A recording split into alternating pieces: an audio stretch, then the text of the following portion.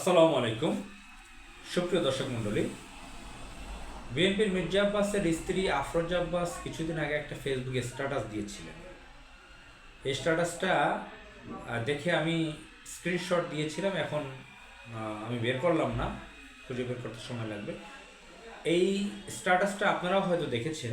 সেখানে জুমা নামের একজন নেত্রী ঢাকা ইউনিভার্সিটির ডাকসুতে তিনি নির্বাচিত হয়েছেন একটা পদে।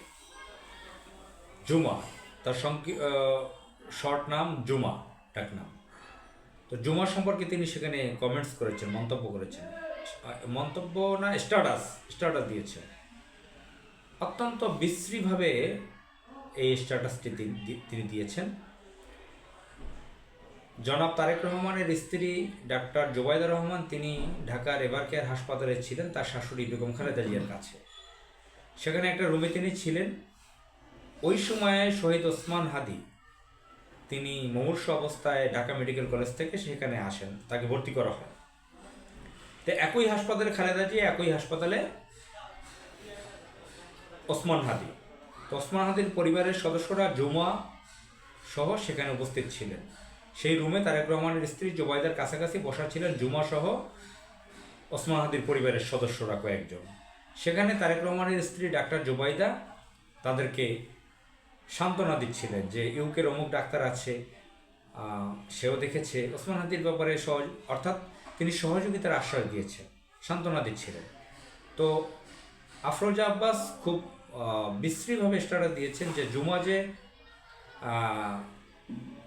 তিনি উদ্দেশ্য করে বলেছেন তারেক রহমানের স্ত্রীর কথা, যে তিনি যে ডাক্তার জোবাইদার কাছে বসেছেন কোট আনকোট, তিনি তো আগামী দিনের ফার্স্ট লেডি। তার কাছে যে বসেছেন বস্তির মেয়ে জুমা, তার নিঃশ্বাসে তো সে ফার্স্ট লেডির ক্ষতি হবে। এবং অত্যন্ত বিশ্রী আরও কিছু ভাষা ব্যবহার করে স্ট্যাটাস দিয়েছেন জুমার ব্যাপারে। বস্তির মেয়ে বলেছেন, বস্তির মেয়ে ফার্স্ট লেডির সামনে তিনি ফার্স্ট লেডি হবেন, তার কাছে বসেছেন। এটা ঘৃণা দিয়ে বিশ্রী ভাষায় উপস্থাপন করেছেন তিনি স্ট্যাটাসে।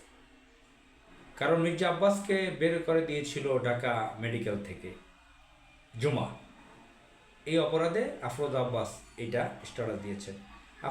আফরোজা আব্বাস বুড়ি মহিলা যেভাবে মেকআপ করে থাকেন এবং খালেদা জিয়ার কাছে থেকে যেভাবে কথা স্পাই হয়ে তিনি আওয়ামী লীগের কাছে, শেখ হাসিনার কাছে পৌঁছান, তাদের ব্যবসা বাণিজ্য ব্যাংক ঠিক রাখেন, সেগুলো তো মানুষ জানে। একজন মানুষ সম্পর্কে, একজন বিএনপির নেতা মির্জা আব্বাস কয়েকবার মন্ত্রী ছিলেন, স্থায়ী কমিটির সদস্য বিএনপির, তিনি ঢাকার মেয়র ছিলেন, নাম করা আছে, চাঁদাবাজি করুক অন্য যা আকাম করুক, নাম করা একজন ব্যক্তি। তার স্ত্রী হয়ে একজন নিজের সন্তান তুল্য একটা মেয়ে, তার ব্যাপারে এভাবে স্ট্যাটাস কীভাবে দিতে পারে? তাদের চরিত্র কত নোংরা, এখান থেকে সেটা প্রমাণিত। আসসালামু আলাইকুম।